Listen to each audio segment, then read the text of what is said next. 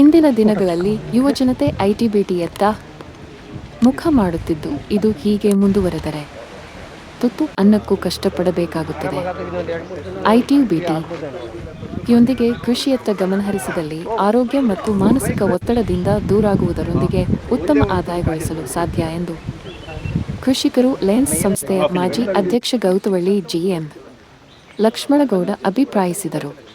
ಗೌತವಳ್ಳಿಯ ತಮ್ಮ ತೋಟದಲ್ಲಿ ಕಾಫಿ, ಮೆಣಸು ಮತ್ತಿತರ ಕೃಷಿಯ ಬಗ್ಗೆ ಯುವಕರಿಗೆ ಮಾಹಿತಿ ಮತ್ತು ತರಬೇತಿ ಕಾರ್ಯಕ್ರಮದಲ್ಲಿ ಭಾಗವಹಿಸಿ ನಂತರ ವರದಿಗಾರರಿಗೆ ಮಾಹಿತಿ ನೀಡಿದ ಅವರು, ತಾವು ಕಳೆದ 50 ವರ್ಷಗಳಿಂದಲೂ ಕೃಷಿಯಲ್ಲಿ ತೊಡಗಿಸಿಕೊಂಡಿದ್ದು, ಅದರಲ್ಲೇ ಲಾಭವನ್ನು ಪಡೆದಿದ್ದು, ತಮ್ಮಂತೆ ಇತರರು ಲಾಭ ಪಡೆಯಲಿ ನಂಬಿದ ಭೂತಾಯಿ ಯಾರನ್ನೂ ಕೈ ಬಿಡುವುದಿಲ್ಲ ಎಂಬ ಉದ್ದೇಶದಿಂದ ತಾವು ತಮ್ಮ ಸ್ನೇಹಿತರಾದ ಹಸಿರು ಆರ್ಗಾನಿಕ್ಸ್ ಮತ್ತು ಆಟೋರಿಸಂ ಅಗ್ರನೈಸರ್ ಬಿಸಿ ಅರವಿಂದ್ ಅವರೊಂದಿಗೆ ಬೆಳೆಗಾರರನ್ನು ಭೇಟಿ ಮಾಡಿ ಅವರ ತೋಟಕ್ಕೆ ಹೋಗಿ ಅಲ್ಲಿಯ ಹವಾಗುಣಕ್ಕನುಗುಣವಾಗಿ ಬೆಳೆಯಬಹುದಾದ ಬೆಳೆಗಳನ್ನು ಹಾಕಿಸಿ ಅವರಿಗೆ ತರಬೇತಿ ನೀಡುವುದರೊಂದಿಗೆ ತೋಟವನ್ನು ಅಭಿವೃದ್ಧಿ ಜೊತೆಯಲ್ಲಿ ಅವರ ಆರ್ಥಿಕತೆಯನ್ನು ಹೆಚ್ಚಿಸುವ ಪ್ರಯತ್ನ ನಡೆಸಿದ್ದು, ಅದು ಯಶಸ್ವಿಯಾಗಿದೆ ಎಂದರು.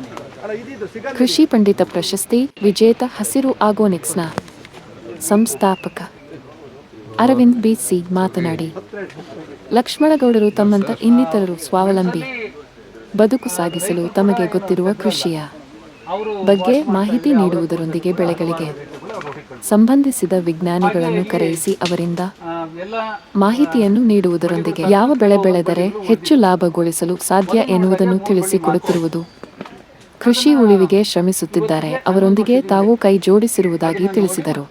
ಈ ಸಂದರ್ಭದಲ್ಲಿ ಕಾಫಿ ಮಂಡಳಿ ಅಧ್ಯಕ್ಷ ದೇವವೃಂದ ದಿನೇಶ್, ವಿಜ್ಞಾನಿ ಡಾ ವೇಣುಗೋಪಾಲ್, ಕೃಷಿ ವಿಜ್ಞಾನ ಕೇಂದ್ರದ ಕೃಷ್ಣಮೂರ್ತಿ, ಸಾಹಿತಿ ಪೂರ್ಣಚಂದ್ರ ತೇಜಸ್ವಿಯವರ ಅಳಿಯ ಜ್ಞಾನೇಂದ್ರ, ಬೆಂಗಳೂರು, ಬಾಳೆಹೊನ್ನೂರು ಸಿಯ ನಾಗರಾಜ್ ಸೇರಿದಂತೆ ಅನೇಕರು ಉಪಸ್ಥಿತರಿದ್ದರು.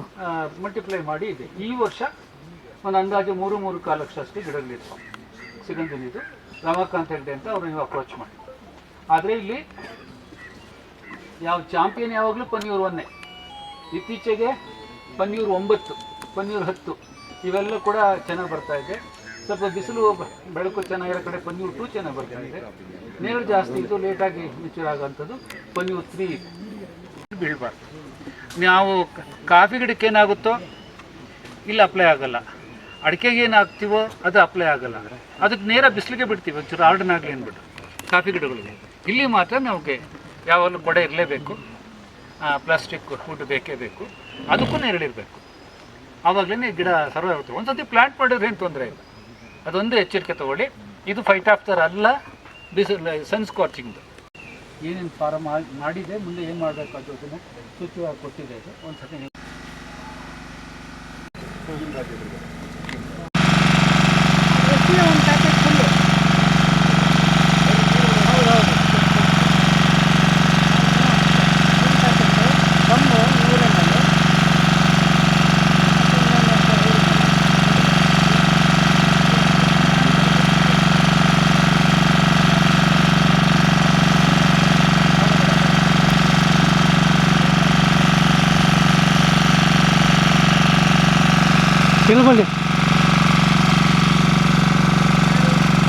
ಜೂನ್ ಕೊನೆಗೆ 3 ವರ್ಷ ಅಡಿಕೆ.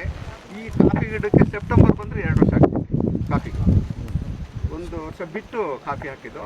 ಇನ್ನೊಂದು ಮೂಲೆಯಲ್ಲಿ 2 ವರ್ಷದ್ದು ಹಾಲು ಹಣ್ಣು, 1.5 ವರ್ಷದ್ದು ಪೆಪ್ಪರ್ ಇದೆ, ತೋರಿಸ್ತೀನಿ ಮೂಲೆಯಲ್ಲಿ. ಇದು ಒಂದು ರೌಂಡು ಹೋಗಿ ಇದ್ರ ಬಗ್ಗೆ ಎಲ್ಲ ನಡೀತಾ ಇದೆ. ಏನು ಬೆಳೆಗಾರರಿಗೆ ಮಾಹಿತಿ ನಮ್ಮದು ಹಸಿರು ಆರ್ಗ್ಯಾನಿಕ್ಸು ಅಗ್ರಿ ಟೂರಿಸಮ್. ಈಗ ಇದನ್ನು ಶುರು ಮಾಡಿ 2 ವರ್ಷ ಆಯಿತು. ಇದು 25ನೇ ವಿಸಿಟ್ಟು. ಸೊ ನಮ್ಮದು ಏನಂದರೆ ಎಲ್ಲರಿಗೂ ಎಜುಕೇಟ್ ಮಾಡೋದು.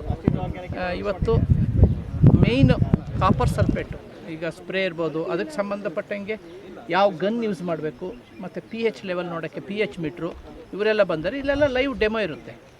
ಸೊ ಎಲ್ಲರೂ ಅದನ್ನು ಕಲಿತು ಎಲ್ಲ ಹೋಗ್ಬೋದು. ಮೂಡಿಗೆರೆಯಲ್ಲಿ ಪ್ರಥಮ ಬಾರಿಗೆ ಹಸಿರು ಆರ್ಗ್ಯಾನಿಕ್ ಅಂತ ತಯಾರು ಮಾಡಿ ಸ್ಟಾರ್ಟ್ ಮಾಡಿ ನಮ್ಮದು ಹೆಲ್ತ್ ಫುಡ್ ಸ್ಟೋರ್ ಇದೆ, ಮತ್ತು ನರ್ಸರಿ ಇದೆ. ನಾವು ಮೆನ್ಯೂರು, ಟ್ರೈಕೋಡರ್ಮಾ, ಪಂಚಗವ್ಯ ಎಲ್ಲ ಮಾಡ್ತೀವಿ. ಅದ್ರ ಜೊತೆಗೆ ಈಗ ಅಗ್ರಿ ಟೂರಿಸಮ್ ಸ್ಟಾರ್ಟ್ ಮಾಡಿದ್ದೀವಿ. ಅದ್ರ ಜೊತೆಗೆ ಈಗ ಗ್ರೋ ಸ್ಮಾರ್ಟ್ ಅಂತ ಒಂದು ಟ್ರೈನಿಂಗು 1 ಇಯರ್ ಕೋರ್ಸ್ ಸ್ಟಾರ್ಟ್ ಮಾಡಿದ್ದೀವಿ. ಈಗಾಗಲೇ 4 ಕ್ಲಾಸ್ ಆಯಿತು. ಎಲ್ಲ. ಇದು ಗ್ರೋ ಸ್ಮಾರ್ಟ್ ಕ್ಲಾಸು. ಇದು 4ನೇ ಕ್ಲಾಸ್ ನಡೀತಾ ಇರೋದು. ಇನ್ನೂ ನಮ್ಮದು 8 ಕ್ಲಾಸ್ ಇದೆ ಇದರಲ್ಲಿ, ಈಗ ನರ್ಸರಿಯಿಂದ ಹಿಡಿದು ಮಾರ್ಕೆಟಿಂಗ್ ತನಕ ಹೇಳ್ಬೋದು. ಈಗ ಫಸ್ಟು ನೀವು ಪ್ರಾರಂಭ ಮಾಡಿದಾಗ ಜನ ಅಷ್ಟು ರೆಸ್ಪಾನ್ಸ್ ಕೊಡಲಿಲ್ಲ ಸ್ಟಾರ್ಟಿಂಗಲ್ಲಿ. ಹೌದು ಆಮೇಲೆ ಕ್ರಮೇಣವಾಗಿ ಅದ್ರ ಬಗ್ಗೆ ಹೌದು ಮೂಡಿಸುವಲ್ಲಿ ಯಶಸ್ವಿಯಾಗಿ ಬಗ್ಗೆ ನಾವು ಸ್ವಲ್ಪ ಈಗ ಅವೇರ್ನೆಸ್ ತಂದಿದ್ದೀವಿ. ಅವೇರ್ನೆಸ್ ತಂದಿರೋ ಮತ್ತು ಇದು ರಾಸಾಯನಿಕ ಬದಲಿಗೆ ಹೌದು ಇದು ನೀವು ಜೈವಿಕ. ಮಾಡಿ. ಹೌದು ಆಯ್ತು ಅದರಿಂದ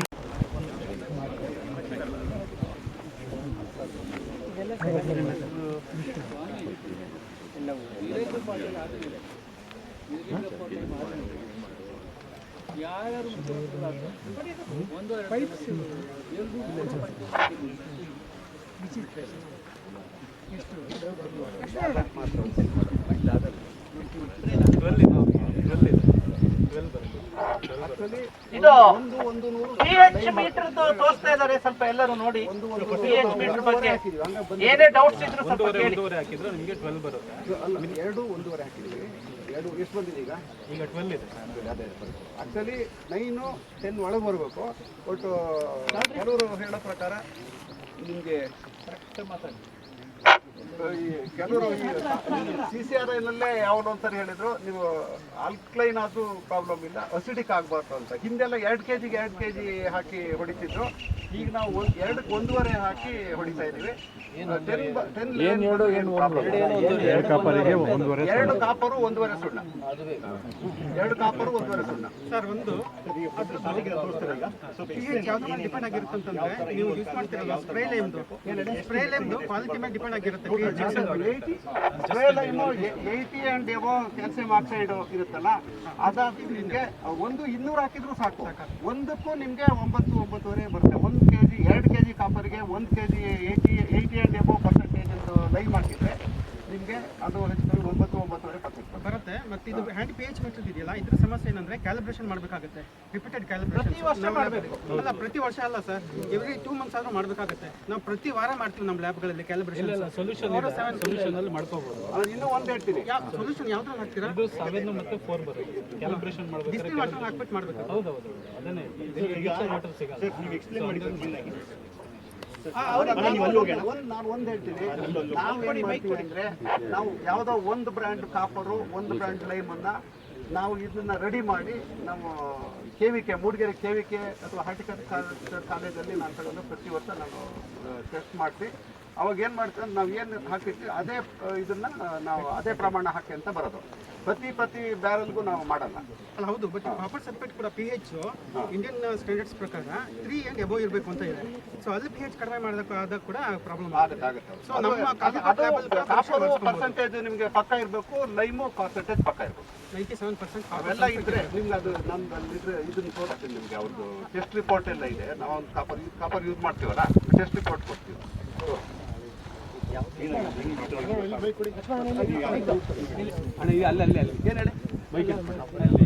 CCRI ಅದು ಮೊದಲು ಬ್ರಿಟಿಷ್ ಇಂಡಿಯಾ ಟೈಮಲ್ಲಿ ಅದು ಶುರುವಾಯಿತು. 1930s ಬಂತು. ಅಲ್ಲಿ ಕೋಲ್ಮೆನ್ ಅಂದ್ಬಿಟ್ಟು, ಈಗ ಬೋರ್ಡೋ ಅಂತ ನಾವು ಏನು ಹೇಳ್ತಾ ಇದ್ದೀವಿ, ಅದನ್ನ ಫಸ್ಟು ಅವರು ಯಾಕೆ ಮಾಡ್ತಾ ಇದ್ದೀವಿ ಅಂದರೆ, ನಾವು ಮೊದಲು ಅಗ್ರಿ ಟೂರಿಸಮ್ ಅಂತ ಒಂದು ಅರವಿಂದು ಎಲ್ಲ ಸೇರಿ ಒಂದು ಗ್ರೂಪ್ ಮಾಡಿ ಪ್ರತಿ ತಿಂಗಳು ಒಂದೊಂದು ಮೀಟಿಂಗು. ಈ ಸರಿ ಗ್ರೋ ಸ್ಮಾರ್ಟ್ ಅಂತ ಮಾಡಿದ್ದೀವಿ. ಅದರಲ್ಲಿ ಏನಪ್ಪ ಅಂದರೆ, ಎಲ್ಲ ಹೊಸ ರೈತರು ಅಥವಾ ಹಳಬರು ಎಕ್ಸ್ಪೀರಿಯನ್ಸ್ಗೋಸ್ಕರ, ಅನುಭವಕ್ಕೋಸ್ಕರ ಇದೊಂದು ಕ್ಲಾಸು. ಪ್ರತಿ ತಿಂಗಳು ಒಂದೊಂದು ಕ್ಲಾಸ್ ಮಾಡಿ ಕಾಫಿ, ಕಾಳುಮೆಣಸು, ಅಡಿಕೆ ಎಲ್ಲ ಬೆಳೆ ಬಗ್ಗೆನೂ ಒಳ್ಳೊಳ್ಳೆ ತೋಟಗಳನ್ನು ಒಂದೊಂದು ತಿಂಗಳಿಗೆ ನಾವು ಹೋಗಿ ಸೆಲೆಕ್ಟ್ ಮಾಡಿ, ಅರವಿಂದು ನಾವು ಹೋಗಿ ಸೆಲೆಕ್ಟ್ ಮಾಡಿ ಬಂದು, ಆಮೇಲೆ ಅಲ್ಲಿ ನಮಗೆ ಆಗ್ಬೋದು ಅನ್ನೋದಾದರೆ ಆ ಜಾಗದಲ್ಲಿ ಹೋಗಿ ಎಲ್ಲ ಈ ರೈತರನ್ನೆಲ್ಲ ಸೇರಿಸಿ ಅಲ್ಲೊಂದು ಕಾರ್ಯಕ್ರಮ ಪ್ರತಿ ತಿಂಗಳು ಮಾಡ್ತಾ ಇದ್ದೀವಿ. ಎಷ್ಟು ವರ್ಷದಿಂದ ಮಾಡ್ತೀರಣ್ಣ ಇದು 1 ವರ್ಷ ಆಯಿತು. ಅಲ್ಲ, ಇದಕ್ಕಿಂತ ಹಿಂದೆ ನೀವು ನಾನು ಇವ್ರ ಜೊತೆ BGL ಇವರು ಕೇಶವಣ್ಣ ಅವರು ಗ್ರೂಪಲ್ಲೂ ನಾನು ಎಲ್ಲ ಮೀಟಿಂಗು ಸಾಧಾರಣ 90 ಮೀಟಿಂಗ್ಗಳಿಗೆ ಹೋಗಿದ್ದೆ. ನಾನು ಮೆಂಬರ್ ಅಲ್ಲ ಅದಕ್ಕೆ ಗ್ರೂಪಿಗೆ, ಬಟ್ ಹೋಗ್ತಿದ್ದೆ ನಾನು ಎಲ್ಲ ಮೀಟಿಂಗ್ ಹೋಗಿದ್ದೀನಿ. ಬಟ್ ನನ್ನ ಅನಿಸಿಕೆ ಒಂದು 20 ವರ್ಷದಿಂದ ನೀವು ಇದ್ರಲ್ಲಿ ತೊಡಗಿದ್ದೀರ ಅಂತ. ಬೇರೆ ತೋಟಗಳಿಗೂ 50 ವರ್ಷದಿಂದ ಕೃಷಿ ಮಾಡ್ತಾ ಅಲ್ಲ, ನೀವು ಮಾಡ್ತೀರಾ? ಬಟ್ ಎಲ್ಲ ತೋಟಗಳಿಗೂ ಹೋಗಿ ತುಂಬ ತೋಟಗಳಿಗೆ ನಾನು ಕೊಟ್ಟಿದ್ದೀನಿ, ಭೇಟಿ ಕೊಟ್ಟಿದ್ದೀನಿ. ಅದೇ ಒಂದು ಒಳ್ಳೇದಾಗಲಿ, ಒಂದು ಎಲ್ಲರಿಗಿಂತ ನಿಮಗೆ ಇದು CCRI ಬಾಳೆ ಒಂದು ನಾವು ಡೈರೆಕ್ಟ್ ಅಲ್ಲಿಗೆ ಹೋಗಿ ಏನಾದ್ರು ಸಮಸ್ಯೆಗಳಿದ್ದರೆ ಅವ್ರ ಹತ್ರಕ್ಕೆ ಹೋಗಿ ಡಿಸ್ಕಸ್ ಮಾಡೋದು. ಇಲ್ಲಿ ಬೇಕು ಅಂದರೆ ನಿಮಗೆ ಹಾರ್ಟಿಕಲ್ಚರ್ ಕಾಲೇಜಲ್ಲಿ ಒಳ್ಳೊಳ್ಳೆ ವಿಜ್ಞಾನಿಗಳಿದ್ದಾರೆ, ಅವರು ಮತ್ತು KVKನಲ್ಲಿ ಅಂಥ ಕಡೆ ಹೋಗಿ ವಿಚಾರ ತಿಳ್ಕೊಂತೀವಿ. ನಾವು ಯಾವುದು ಔಷಧಿ ಅಂಗಡಿ ಫರ್ಟಿಲೈಸರ್ ಡೀಲರ್ಸ್ ಹತ್ರ ಹೋಗಿಲ್ಲ. ಸರ್ ಏನು ಸಾವಯವ ಗೊಬ್ಬರ? ಸಾವಯವ ಅದು ಎರಡು ನಮಗೆ ಹೈಬ್ರಿಡು, ನಮಗೆ ಇದು ಸಾವಯವ ಮತ್ತು ಕೆಮಿಕಲ್ಲು ಎರಡು ಒಟ್ಟೊಟ್ಟಿಗೆ ಮಾಡ್ತೀವಿ. ಇದು ಎಲ್ಲ ಟೈಮ್ ಟು ಟೈಮ್ ಕೆಲಸ ಮಾಡ್ತಾರೆ, ಇದೆಲ್ಲ ಆಗುತ್ತೆ, ತುಂಬ ಚೆನ್ನಾಗಿ ಮಾಡಿದ್ದಾರೆ.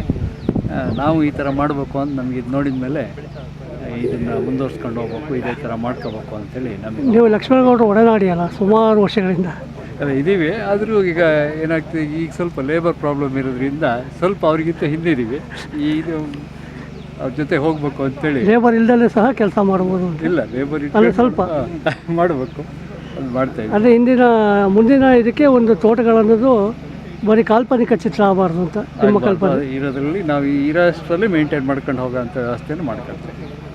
ಈಗ ಕಾಡು ಪ್ರಾಣಿಗಳ ಹಾವಳಿಗೆ ಯಾವ ಟೈಪ್ ಇದು? ಈಗ ನಮ್ಗೆ ದಿನ ಆನೆ ಈಗ ವಾರಕ್ಕೆ 3 ದಿವಸ ಇಲ್ಲೇ ನಮ್ಮಲ್ಲೇ ಓಡಾಡ್ತಾ ಇದೆ, ನಮ್ಮ ಪಕ್ಕದಲ್ಲಿ ಇಲ್ಲೆಲ್ಲ ಓಡಾಡ್ತಾ ಇದೆ. ಎಲ್ಲ ಏನೂ ಮಾಡೋಂಗಿಲ್ಲ, ಅದ್ರ ಜೊತೆ ನಾವೀಗ ಹೊಂದಾಣಿಕೆ ಮಾಡ್ಕೊಂಡು ಹೋಗೋಂಥ ವ್ಯವಸ್ಥೆ ಮಾಡ್ಕೋಬೇಕಾಗ್ತದೆ. ಆಯಿತು. ಹೀಗಾಗಿ ಒಂದು ಕಾಫಿ ಬಗ್ಗೆ, ಈ ತೋಟಗಾರಿಕೆ ಬಗ್ಗೆ ತಾವು ಒಂದು ಒಲವು ಇಟ್ಕೊಂಡಿದ್ದೀರಾ. ಈಗ ಇದರಿಂದ ನಿಮಗೆ ಏನು ಗೊತ್ತಾಯ್ತು ಸರ್? ಇದರಿಂದ ನೀವು ಬೆಂಗಳೂರಲ್ಲಿರೋದು, ಬೆಂಗಳೂರು ಜೀವನ ನಿಮ್ಮದು?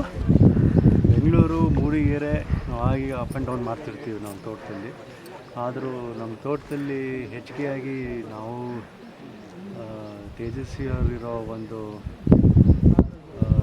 ತೋಟನ ಹೇಗೆ ಮಾಡಬೇಕಂತ ಅವರು ಸ್ವಲ್ಪ ಅನ್ಆರ್ಗನೈಸ್ ಅಲ್ಲ, ಬಟ್ ಸ್ವಲ್ಪ ಕಾಡು ಹೇಗೆ ಹಂಗೆ ಪಾಡು ಬೆಳ್ಕೊಂಡು ಹೋಗುತ್ತೋ ನಾವು ಹಾಗೆಯೇ ನೇಚರಿಗೆ ಸ್ವಲ್ಪ ಇದು ಮಾಡ್ಕೊಂಡು ತೋಟಗಾರಿಕೆ ಮಾಡೋ ಒಂದು ಇದನ್ನು ಕಲಿಬೇಕು ಅಂತ ಅವ್ರೊಂದು ಆಸೆ ಇತ್ತು. ನಾವು ಆ ಪ್ರಾಕ್ಟೀಸಸ್ನ ತೊಗೊಂಡು ಪ್ಲಸ್ ಈ ಹೊಸದಾಗಿ ಬರ್ತಿರೋ ಪ್ರಾಕ್ಟೀಸಸನ್ನು ನೋಡಿಕೊಂಡು ನಮ್ಮ ನೇಚರಲ್ಲಿ ಹೇಗೆ ನಾವು ಅದನ್ನು ಒಂದು ಹಾರ್ಮೋನಿಯಾಗಿ ಇಟ್ಕೊಂಡು ಬೆಳೆಸ್ಬೋದು ಅಂತ ಹೇಳೋ ಒಂದು ಅಟೆಂಪ್ಟ್ ಮಾಡ್ತೀವಿ. ತಮ್ಮ ಮಾವನವರ ಉದ್ದೇಶದಂತೆ ಕಾಡನ್ನು ಉಳಿಸ್ಬೇಕು, ನಾವು ಬದುಕಬೇಕು, ನಾವು ಬದುಕಬೇಕು. ಮತ್ತು ಕಾಡಲ್ಲಿ ಇರೋ ಯಾವುದಾದ್ರೂ ಜೀವಗಳು ಏನಿರ್ತಿದ್ದಾವೋ ಅವೂ ಮುಖ್ಯವೇ ಅಲ್ವಾ. ಅದಕ್ಕೂ ನಾವು ಅಲ್ಲಿ ಬೇಕಾಗಿರೋ ಫರ್ಟಿಲೈಸರ್ ಆಗಿರಲಿ ಯಾವುದೇ ಹಾಕೋದು ಮುಂಚೆ ಸ್ವಲ್ಪ ನಾವು ಅದಕ್ಕೆ ಅದನ್ನು ರಿಸರ್ಚ್ ಮಾಡ್ಕೊಂಡು ಇದು ಮಾಡೋಣ. ಮೊನ್ನೆ ನಮ್ಮ ತೋಟದಲ್ಲಿ ನಾವು ಫುಲ್ಲು ನಮ್ಮ ಸಾಯಿಲ್ ಫುಲ್ ಟೆಸ್ಟ್ ಮಾಡ್ಕೊಂಡಿದ್ವಿ. ಎಷ್ಟೋ ವರ್ಷದಿಂದ ನಮ್ಮ ಕಾಡಿರೋ ಕೆಲವೊಂದು ಪ್ಯಾಚಲ್ಲಿರೋ ಇದನ್ನು ನೋಡಿದಾಗ ನಮ್ಮ ಆರ್ಗ್ಯಾನಿಕ್ ಕಂಟೆಂಟ್ ತುಂಬ ಚೆನ್ನಾಗಿತ್ತು. ನಮ್ಮ ಖುಷಿ ಆಯ್ತು ಅದು ನೋಡಿದಾಗ. ನಾವು ಅದಕ್ಕೆ ಬೇಕಾಗಿರೋ ಯಾವುದು ಫರ್ಟಿಲೈಸರು ಅದು ಇದನ್ನು ಹಾಕದೆ ಹಂಗೆ ಬೆಳ್ಕೊಂಬಂದು. ಬಟ್ ಒಂದು ಹೇಳಿದೆ, ನಿಮ್ಮ ಮಾವರು ಹಿಂದೆ ಹೇಳ್ತಿದ್ರು ಈಗ ಮಲೆನಾಡಿನಗರು ಬೆಂಗಳೂರು ಹತ್ರ ಪಯಣ ಪಡಿಸ್ತಿದ್ದಾರೆ. ಬಟ್ ಬೆಂಗಳೂರಿನ ಜೀವನ ಸಾಕು, ಅಲ್ಲಿ ವೆದರಿಗೋಸ್ಕರ ಎಲ್ಲ ಮಲೆನಾಡಿಗೆ ಬರ್ತಿದ್ದಾರೆ. ಬಟ್ ಮಲೆನಾಡಿಗರು ಮಲೆನಾಡಲ್ಲೇ ಉಳಿಬೇಕು ಅನ್ನೋಕ್ಕೆ ಅವ್ರದ್ದೊಂದು ಕಥೆ ಕವನಗಳು ಹಲವು ಸಿನಿಮಾಗಳೇ ಸಾಕ್ಷಿಯಾಗಿದೆ. ಹಾಗಾಗಿ ತಾವು ಅದು ಮಲೆನಾಡಲ್ಲಿ ಇದು ಒಂಥರ ವೇ ಆಫ್ ಲೈಫ್.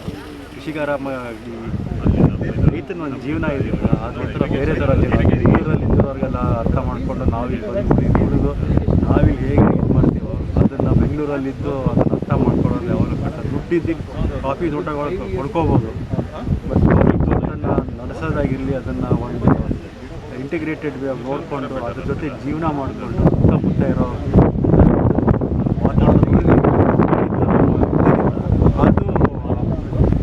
ಒಂದು ಆರ್ಟ್ ಅದು ಅಲ್ಲಿ ಉಳಿದ್ರೇ ನಮ್ಗೆ ಗೊತ್ತಾಗೋದು. ಸೊ ಅದನ್ನು ನಾನು ಈಗ ಕಲಿತಾ ಇದ್ದೀನಿ. ನಮ್ಮ ಮಾವರಿದ್ದಾಗ ಅಷ್ಟು ಅಲ್ಲ, ಅವಾಗ ನೀವು ಬ್ಯುಸಿ ಆಗಿದ್ರಿ, ಅವಾಗ ಬೆಂಗಳೂರಲ್ಲಿ ಬ್ಯುಸಿ ಆಗಿದ್ವಿ. ಈಗ ಏನು ಮಾಡೋದು ಹೇಳಿ, ಅದು ಒಂದು ಜೀವನದಲ್ಲಿ ನಾವು ಕೆಲಸ ಮಾಡ್ತೀವಿ. ನಾನು ಅದೇ ಅಂದ್ಕೊಳ್ಳೋದು, ಇಲ್ಲಿ ಮಲೆನಾಡಲ್ಲಿ ಯಾರು ತೋಟ ಇದೆಯೋ 10 ಎಕರೆ ಆಗಿರಲಿ, 5 ಎಕರೆ ಆಗಿರಲಿ, 25 ಎಕರೆ ಆಗಿರಲಿ, ಒಂದು ಈ ಇರೋ ಜೀವನ ನಿಮಗೆ ಬೆಂಗಳೂರಲ್ಲಿ ಏನು ಎಷ್ಟು ದುಡ್ಡು ಬೆಂಗಳೂರಲ್ಲಿ ಸಿಕ್ಕು ಅದು ನೆಮ್ಮದಿ ಬರೋ ಸರ್. ಈಗ ನೀವು ಮುಂದಿನ ಪೀಳಿಗೆಗೆ ಏನು ಹೇಳ್ತೀರಾ ಸರ್? ಈಗ ನನಗೆ ನನ್ನ ಆಸೆ ಇರೋದ್ರೆ ನಾನು ನನ್ನ ಮಕ್ಕಳನ್ನ ಅವ್ರು ಹೇಳ್ತೀನಿ, ಅವ್ರು ಎಲ್ಲಿ ಬೇಕಾದ್ರೆ ಜೀವನದಲ್ಲಿ ಎಲ್ಲಿ ಬೇಕಾದ್ರೆ ಹೋದ್ರೂ ಅವರು ಆದಷ್ಟು ನಮ್ಮ ಮೂಡಿಗೆರೆಯಲ್ಲಿ ಬಂದು ಒಂದು ಸ್ವಲ್ಪ ಟೈಮ್ನ ಸ್ಪೆಂಡ್ ಮಾಡಲೇಬೇಕಾಗುತ್ತೆ.